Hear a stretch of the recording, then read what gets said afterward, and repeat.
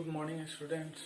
जैसा कि हम लोग पिछले क्लास में पढ़े थे जीरंड और gerund what is gerund, gerund के डेफिनेशन पढ़ा था और जीरंड के एक रूल पढ़े थे। ठीक है, रूल क्या था कि जब वाक्य में इन जीरंड से इन्फिनेटिव बनाना हो तो उस दौरान क्या होता है, जब वाक्य में जीरंड पहले से लगा हो तो उसको इन्फिनेटिव बनाते समय जीरंड यानी G plus I N G, G plus I N जी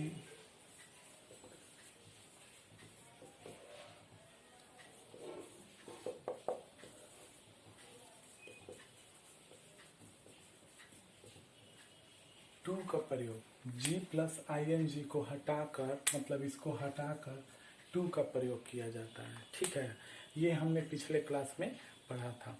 जीरन किसको कहते हैं हम, व्हाट इज जीरन, जीरन का डेफिनेशन बताया था और कहाँ कहाँ टू लगता है तो उसको हटाकर इन्फिनिटिव बनाया जाता है, इन्फिनिटिव जहाँ रहता है उसको हटाकर टू लगाया जाता है।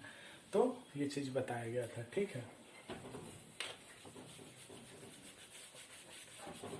लेकिन आज हम लोग पढ़ेंगे जीरन, जीरन और उसके नोट्स। ठीक है, कुछ नोट्स होते हैं उसके बारे में हम आज उसका जानेंगे। ठीक है, देखिए एज पहला नोट्स है यहाँ पे, देखिए पहला नोट्स आपका करता है as a subject, as a subject कर्ता के रूप में। ठीक है, जो भी काम हो रहा है उसके रूप में हम देखेंगे कि सब्जेक्ट मेरा क्या है, क्या कर रहा है।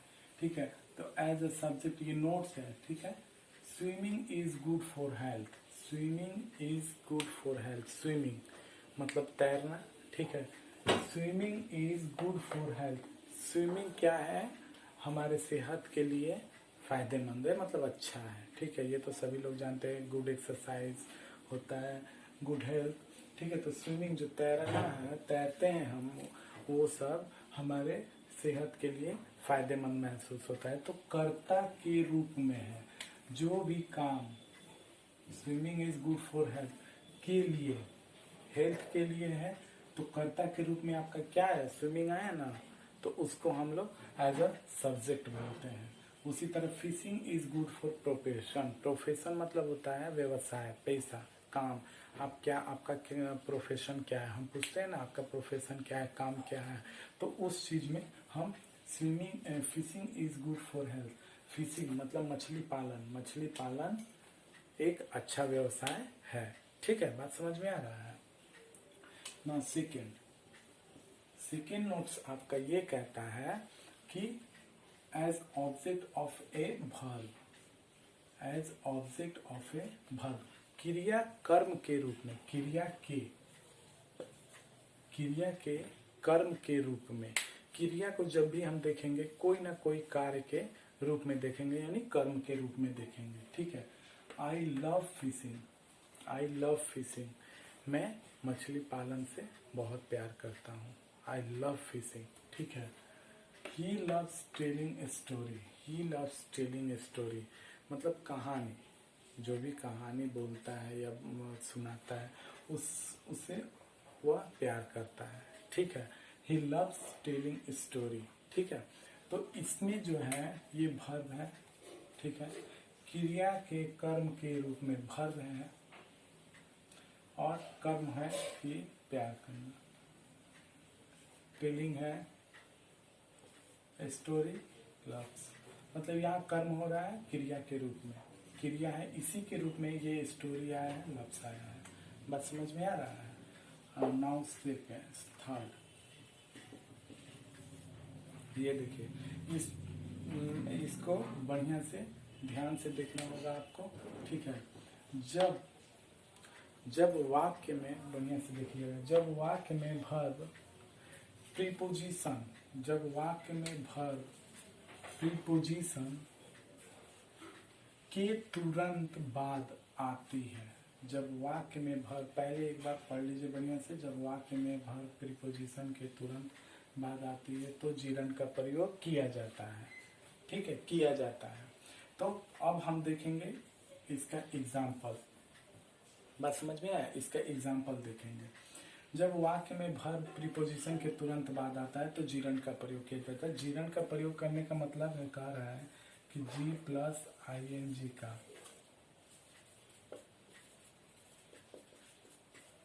ठीक है, जी प्लस ing का, जीरन का, जहां बात आए बाबू के जीरन का प्रयोग करना है, मतलब कि ing का प्रयोग करना है। बात समझ में आया? तो देखिए, she is good at swimming, she is good at swimming, जब वाक्य में भर्व इसमें कहाँ है, यहाँ, जब वाक्य में भर्व प्रीपोजिशन, अब बोला भर्व के बाद बोला प्रीपोजिशन, प्रीपोजिशन इसमें कहाँ है, ये निकालेंगे हम, प्रीपोजिशन ये निकालेंगे भर्व, ठीक है।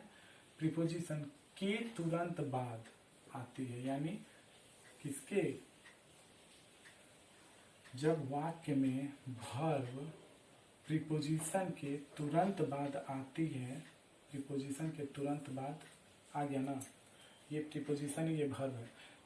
जब वाक्य में भर्व प्रीपोजिशन के तुरंत बाद आती है, जब वाक्य में भर्व प्रीपोजिशन के तुरंत बाद आती है तो जीरन का प्रयोग किया जाता है।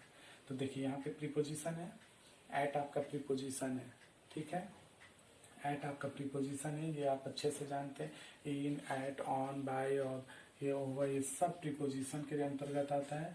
तो बोल ही दिया, जब वाक्य में भर्व प्रीपोजिशन के तुरंत बाद आती है तो जीरन का प्रयोग किया जाता है। तो प्रीपोजिशन ये रहा आपका, यहाँ पे आपका आ गया भर्व, तो यहाँ पे हम ing का प्रयोग कर देंगे, ठीक है। नेक्स्ट देखिए, he is fond of fishing, he is found of fishing, ये रहा आपका प्रीपोजिशन, ये रहा भर्व, इसमें भी सेम चीज आया है। जब वाक्य में भर्व प्रीपोजिशन के तुरंत बाद आते तो जीरन का प्रयोग किया जाता है, यहाँ भी बाबू जीरन का प्रयोग हुआ है, ठीक है। तो ये आपका प्रीपोजिशन, अगर जब वाक्य में भर्व प्रीपोजिशन के तुरंत बाद नहीं आती है तो वहां पे जीरन का हम प्रयोग नहीं करेंगे, इन्फिनेटिव का प्रयोग कर देंगे, ठीक है। बात समझ में आए? तो ये रहा आपका नोट्स जीरन का, और एक नोट्स पहले हम लिखवा चुके हैं, वो 4 नोट्स यानी 5 नोट्स हो गया, ठीक है। और टोटल नोट्स देखते हुए ये जीरन का चैप्टर आज समाप्त होता है, ठीक है। और नेक्स्ट वीडियो में मैं ये मतलब इससे होमवर्क, इससे रिलेटेड होमवर्क कुछ डालूंगा आपके व्हाट्सएप नंबर पे, और आप उसको बना के मेरे को सेंड कीजिएगा, ठीक है। बढ़िया से इसको देख लीजिए, जहाँ नहीं समझ में आएगा फिर पूछिएगा, मैं फिर बताऊंगा, ठीक है। Okay, thank you.